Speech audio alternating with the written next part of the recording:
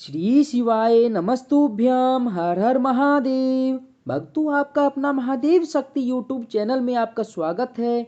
भक्तों, 1 जनवरी के दिन अगर आप यह उपाय कर लेते हो तो यकीन आप पर माँ लक्ष्मी की कृपा होगी।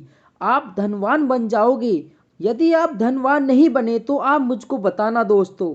बस जो उपाय मैं आपको बताने वाला हूँ, इस उपाय को आपको कर लेना चाहिए।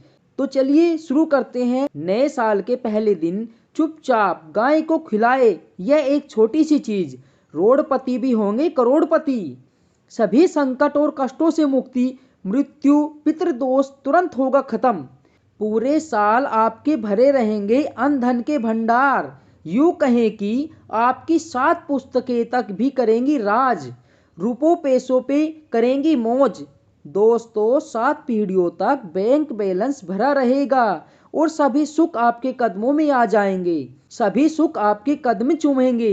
यदि आप यह एक छोटी सी खास चीज चुपचाप गाय को खिला देते हैं तो तत्काल गरीबी आपके जीवन से खत्म हो जाएगी।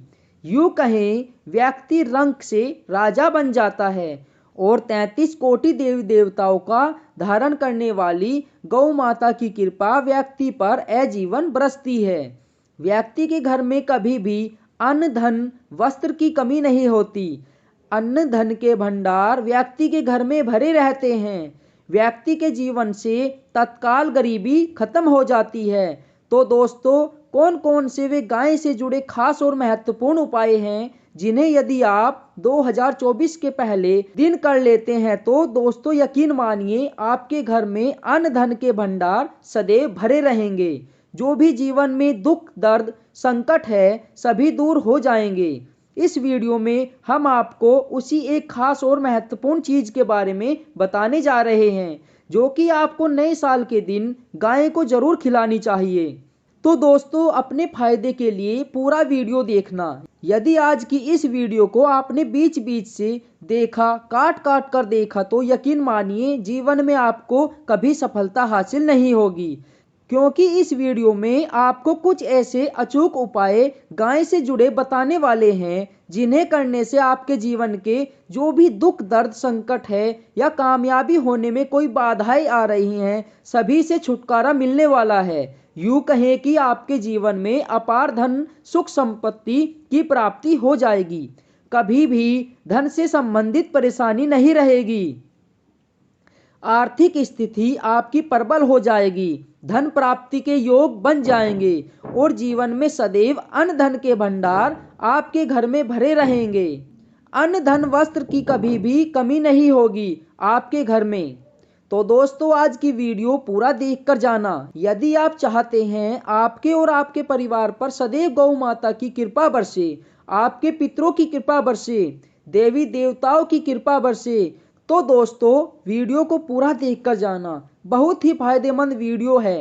पूरे 500 साल के बाद ऐसा दुर्लभ संयोग में है तो वीडियो को देखकर जाना। यदि आप लाभ हासिल करना चाहते हैं और 7 पीढ़ियों तक कभी कोई किसी तरह की कमी ना हो, यह फल चाहते हैं तो वीडियो को पूरा देखकर ही जाना। बहुत ही लाभप्रद वीडियो है। तो दोस्तों, वीडियो को आगे शुरू करें सबसे पहले तो आपसे थोड़ी सी रिक्वेस्ट करते हैं, वीडियो को लाइक कर देना और कमेंट बॉक्स में सच्चे दिल से जय गौ माता जरूर लिख देना।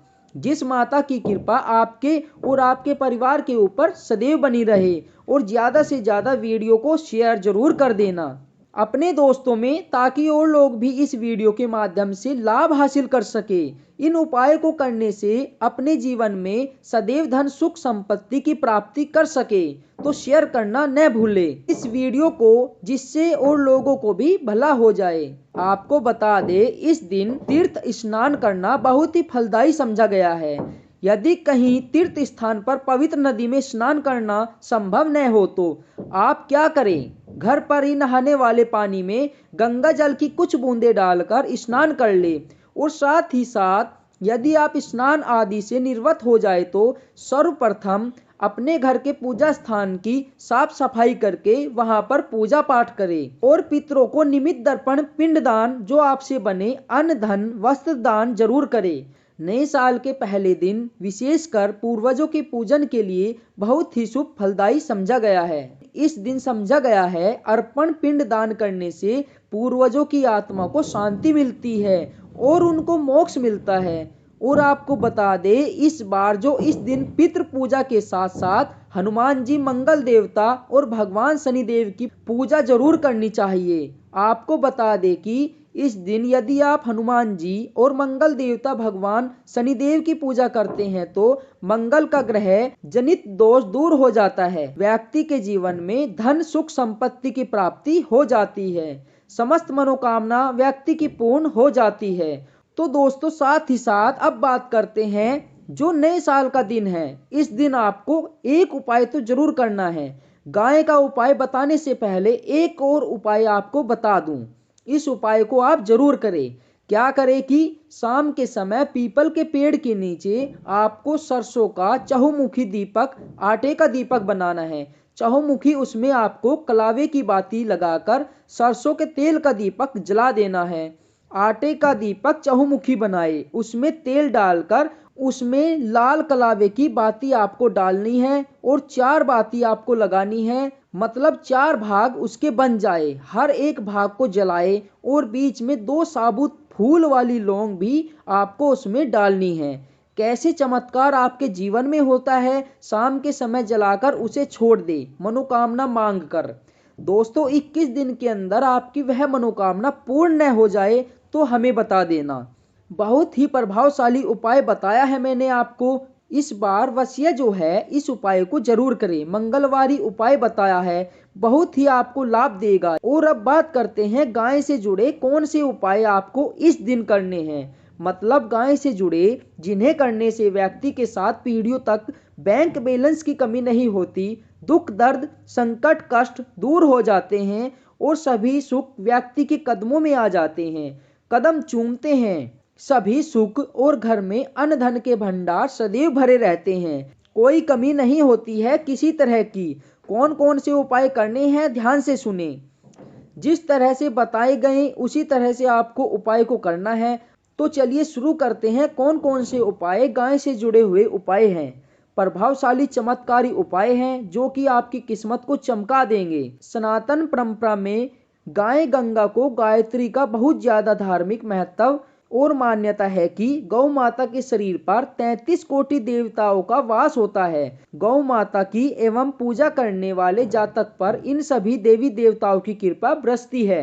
गौ सेवा से न सिर्फ इस जन्म के बल्कि पूर्व भी दोष दूर हो जाते हैं। हर एक सुबह जब आपके घर में भोजन बनना प्रारंभ हो तो सबसे पहले बनाई गई रोटी को आप गौ माता के नाम से निकाल दे और भोजन करने से पहले गौ माता को इस रोटी को खिला दे। यदि संभव हो तो काली गाय को खिलाए, यदि काली गाय न हो तो सफेद गाय को ही आप उस रोटी को खिला सकते हैं। एक और मांगलिक काम में गौ माता या उनसे जुड़ी चीजें जैसे गाय का गोबर, गोमूत्र, गाय का दूध, गाय के दूध से बनी मिठाई और घी जरूर शामिल कर ले।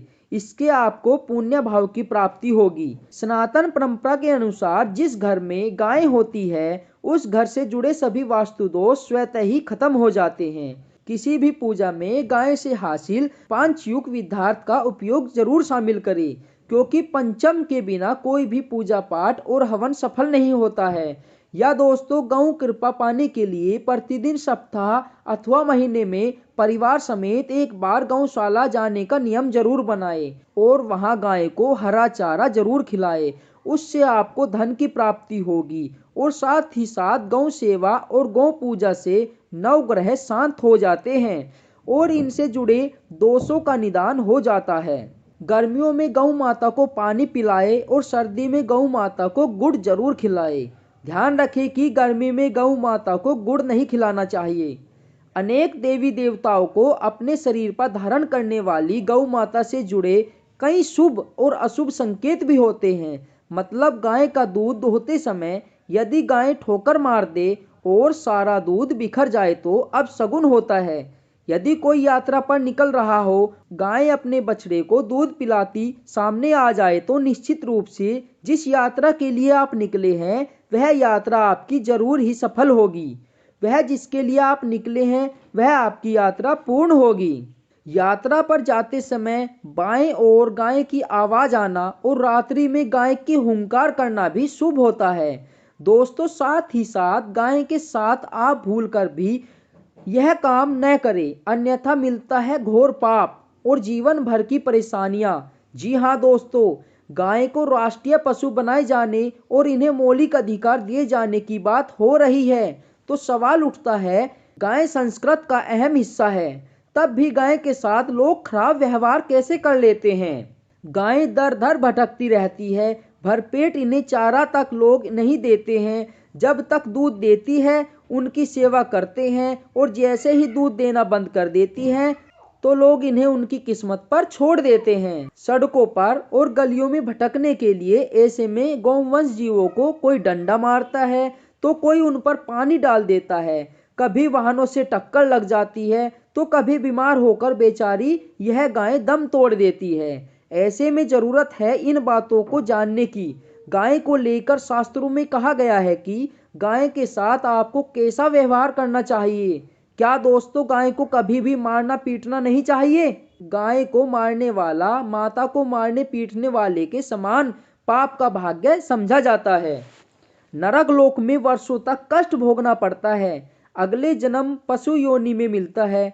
कथा है कि गौतम मुनि ने गलती से गाय को डंडा मार दिया था, जिससे गाय की मृत्यु हो गई थी, और इस पाप से मुक्ति के लिए इन्हें वर्षों तक तपस्या करनी पड़ी थी। भगवान श्री कृष्ण जी ने बेल स्वरूप में आए वृद्धा आश्रम का वध कर दिया था, जिससे मुक्ति के लिए श्री कृष्ण को संपूर्ण तीर्थ को एक कुंड में बुलाना पड़ा, और इस कुंड में स्नान से वह पाप मुक्त हो गए। साथ ही साथ पानी पी रही गाय को भगाते हैं, वह घोर पापी का भोग बनकर नरक भोगते हैं, ऐसे पुराणों में बताया गया है। जबकि जो लोग गाय के लिए प्याऊ और चारा बनवाते हैं वह महाभाग्यवान होते हैं। ऐसे लोग घोर पाप से मुक्त होकर स्वर्ग को जाते हैं और बड़े ही धनवान कुल में जन्म लेकर सुख को भोगते हैं। और साथ ही साथ आराम कर रही गाय को कष्ट देकर कभी भी उठाना नहीं चाहिए। कहते हैं कि इस स्थान पर गाय बैठी है, वहां से नकारात्मक ऊर्जा खत्म हो जाती है। गाय के बैठने की जगह जो लोग नियमित साफ रखते हैं वह जन्म किए गए जाने अनजाने में पापों से मुक्ति पा जाते हैं और गौलोक में स्थान पाते हैं। गाय को डंडा मारकर उठाना, पानी डालकर उठाने से मनुष्य पाप का भागी बन जाता है और अगले जन्म में उसे दर दर भटकना पड़ता है। साथ ही साथ शास्त्रों में बताया गया है कि गाय का दूध उसके बछड़े के लिए होता है। गाय के बछड़े से बचा हुआ दूध ही मनुष्य को लेना चाहिए, परंतु कुछ लोग एक बार गाय को दूध लेने के बाद फिर से बछड़े के लिए बचा हुआ दूध भी धो लेते हैं। ऐसा करना घोर पाप कहा जाता है। ऐसे दूध को धोने वाला और ग्रहण करने वाला दोनों ही पाप के भागी बन जाते हैं। दोस्तों, साथ ही साथ शास्त्रों में कहा गया है कि गोवंश मतलब गाय और बैल के पीठ पर नहीं बैठना चाहिए।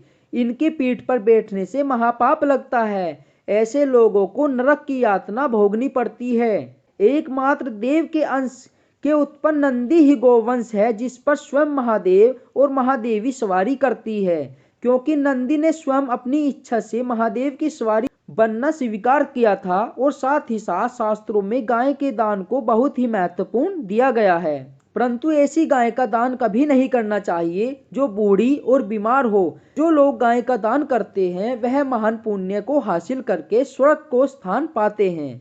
यदि पितृदोष हो तो गाय को प्रतिदिन या किसी भी एकादशी या किसी पूर्णिमा के दिन, अमावस्या या किसी खास दिन पर रोटी, गुड़, चारा आदि खिलाने से पितृदोष खत्म हो जाते हैं। साथ ही साथ देसी गाय की पीठ पर जो कुबड़ा होता है वह बृहस्पति गुरु है। अगर जन्मपत्री में बृहस्पति अपनी नीच राशि में हो या अशोक शिवलिंग में जा रहे हो, सामने से गौ माता आई हुई दिखाई दे तो गौ माता को अपने दाहिने ओर से जाने देना चाहिए। आपकी यात्रा जरूर ही सफल होगी। साथ ही साथ यह संकेत भी जान ले, यदि आप यात्रा पर जा रहे हैं और सामने आपके गाय पड़ जाए अथवा अपने बछड़े को दूध पिलाती हुई सामने गाय दिख जाए तो समझ जाना कि वह यात्रा आपके लिए जरूर ही सफल होगी। और साथ ही साथ जिस घर में गाय होती है उसमें वास्तु दोष स्वतः ही खत्म हो जाते हैं। अगर आपने रोटी बनाई है तो कोशिश करें कि उस रोटी को आप तुरंत ही गाय को दे दें। अगर आप उस रोटी को रख देंगे और उस रोटी को अगले दिन गाय को देंगे तो वह रोटी बासी मानी जाएगी।